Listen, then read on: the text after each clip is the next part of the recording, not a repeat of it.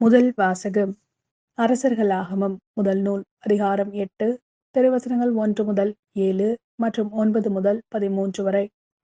பின்னர் சாலமோன் ஆண்டவரின் உடன்படிக்கை பேழையை தாவீதின் நகர் சீயோனினின்று கொண்டு வர விரும்பினார். அதற்காக அவர் இஸ்ரேலின் பெரியோரையும் எல்லா குலத்தவர்களையும் இஸ்ரேல் மக்களின் மூதாதையர் வீட்டு தலைவர்களையும் எருசலேமிற்கு தம்மிடம் வரும்படி அழைத்தார். அதற்கிணங்க அவர்கள் அனைவரும் 7ஆம் மாதமாகிய ஏத்தானிம் மாதத்தின் பண்டிகையின் போது அரசர் சாலமோன் முன் கூடினர். இஸ்ரேலின் பெரியோர் அனைவரும் வந்தனர். குருக்கள் பேழையை தூக்கி கொண்டனர்.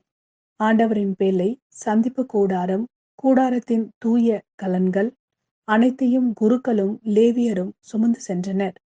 அரசர் சாலமோனும் அவரிடம் வந்து குழுமிய இஸ்ரேல் மக்கள் கூட்டம் அமைப்பினர் அனைவரும் என்னவோ கணக்கிடவோ முடியாத அளவு திரளான ஆடுகளையும் மாடுகளையும் பேழைக்கு முன்னால் பலியிட்டனர்.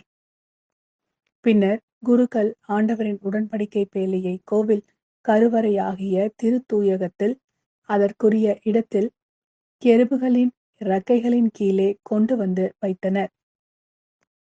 அக்கெருபுகள் பேழை இருக்கும் இடத்தில் தங்கள் 2 இறக்கைகளையும் விரித்து பேழையையும் அதன் தண்டுகளையும் மூடியவாறு இருந்தன. 2 கற்பலகைகளை தவிர வேறொன்றும் பேழைக்குள் இல்லை. இஸ்ரேல் மக்கள் எகிப்து நாட்டிலிருந்து வெளியேறிய பொழுது அவர்களோடு உடன்படிக்கை செய்து கொண்ட ஒரேபு மலையில் மோசே அதற்குள் வைத்தவை அவை. குருக்கள் தூயகத்தில் நின்று வெளியே வருகையில் ஒரு மேகம் ஆண்டவரின் இல்லத்தை நிரப்பிற்று.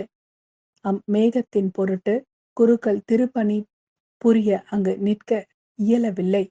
ஏனெனில் ஆண்டவரின் மாட்சி அவர் இல்லத்தை நிரப்பிற்று.